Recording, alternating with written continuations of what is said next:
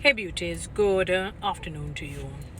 So beautiful people, last year, sometime in December, the Prime Minister was basically speaking, I guess giving his end of year speech as it relates to Jamaica and its growth and its development and so on, economically, socially, and otherwise.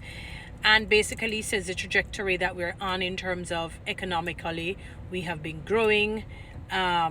And so forth, that Jamaica is basically doing well. It's unprecedented because we have moved from an 8%, I don't want to say shortfall, but 8% in terms of being unemployed, and it has reduced to 4% now. So in other words, when it was 8% of people being unemployed, it's now 4%. And I mean, I may not have the figure to the exact nitty gritty, but you get the gist of it.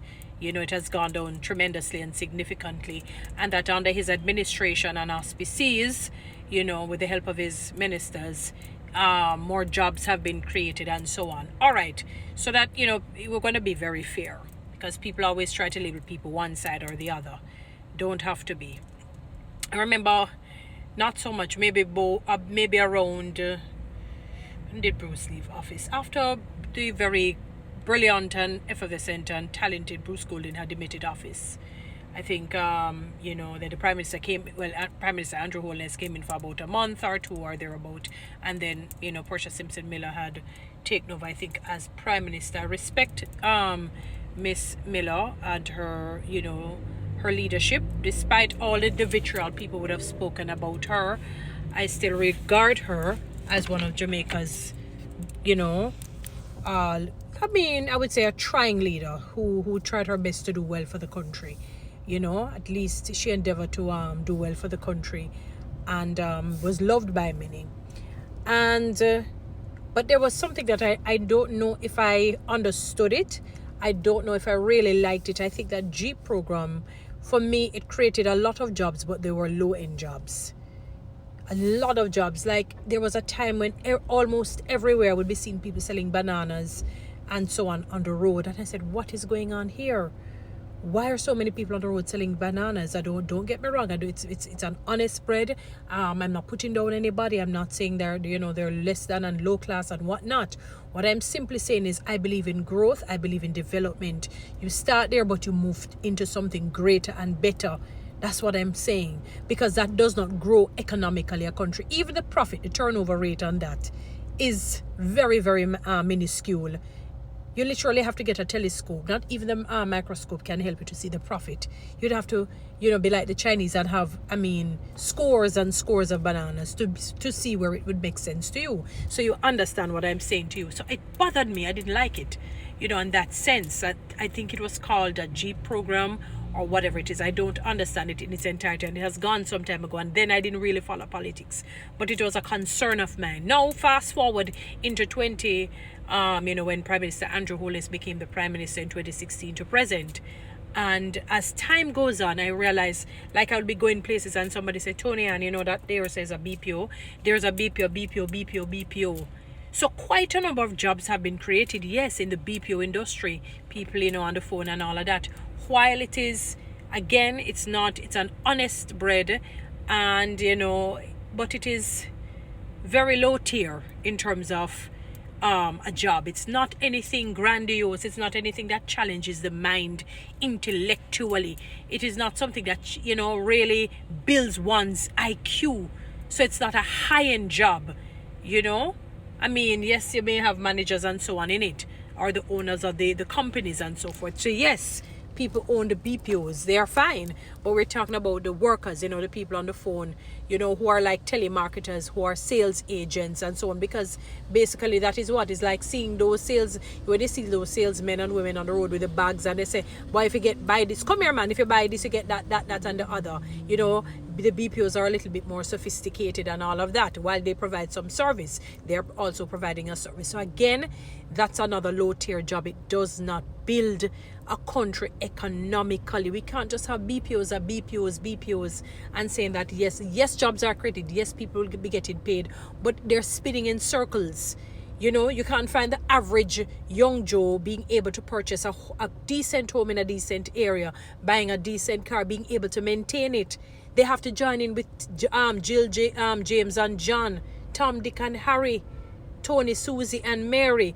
They have to join together in order to be able to afford a decent home and to buy a decent car and to maintain themselves. And in terms of growing, the growth is going to be very difficult, or it grows crooked, because they don't have the help that they would really and truly need. So while these jobs are being created, it's quite a number of low-tier jobs. And again, my question is, what about the jobs in terms of, what about promotions? Are people in droves being promoted to mid-tier, to high-end jobs? Something that will really create, boom the economy of Jamaica in a vast way. Or people holding on to jobs until the day they die, and these jobs are, they're very small. It's like a select few can be in there. People are stuck in one position for 20 odd years. When you check the position, it's like equal to somebody who is don't feel offended by it, like a constable or a teller or something of the sort. Nothing to build the mind intellectually. Nothing to build the country economically. So, in terms of whether it's, as I said, socially or economically. So, I don't know if the leaders of our country are not understanding what is going on. We're not doing well socially. We are not doing well economically. Look at the different protests that are happening. Look at what the nurses are doing. Huh? I think maybe just recently the police got a little bit of breather in something as it relates to their salaries. But you cannot be looking at the top end area of these positions and use those as a benchmark, as a governing head, as a representation of what the masses are getting. The masses are suffering. They are not doing well. The masses are not doing well. You have to look at the masses. Don't get me wrong. I'm not saying that people to whom much is given, that you don't take good care of them. I'm talking about leaders in different spheres, in different organizations. But you have to take care of the masses. King David was considered a man of God, and that is why his name is going to always be called on, even when we have gone from this earth, and your names will never be called on again unless they're saying something bad. It is that the Bible says when he dealt with the people, he dealt with them fairly and justly. Even his son Solomon did the very same. He used a little wisdom. Remember when the two women came to him? Two women had babies. One night, one died. The other one was alive, and the other one snuck in and stole the other baby. And when she woke up, she realized she saw the dead baby beside her. But she said, no, man, something is off. I know my baby. And though my baby was just born, I know my baby. This is not my baby. And she saw the woman with her baby, and she knew it was her baby. And she made one big stink, so to speak. And Solomon said, all right, don't come here. Tell you what. We're going to resolve this matter quickly. I'm going to cut the baby in half. Since you said it's yours, she's saying it's hers, the one that's alive. I'm going to give you half, and I'm going to give you half.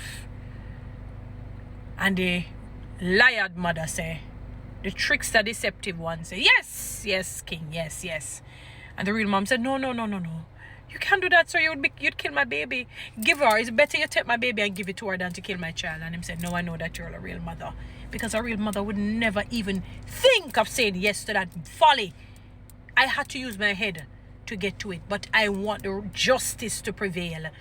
We don't see that happening here. People cannot get justice. Look at Kaylan's killers, I call them. Yes, she's alive, but they're her murderers. And this 14-year-old girl, out on bail, and the only thing, don't use social media. As if the social media was ever putting food on their table anyway. Don't use social media. So I just slap you on your butt. But you can go home after you beat the girl almost to death, and they say she's still not altogether here. The 14-year-old, and I don't know, the Kaylan probably barely coming up. I don't know how many years before she can even get to a sense of normalcy. While our perpetrators are out and gallivances. Justice, David and his son dealt with. Fairness, the people got good pay. The country is not doing well, sir. Prime Minister Holness. It's not doing well economically and socially. Guys, follow me on TikTok. Subscribe to my YouTube channel. Share this message, please.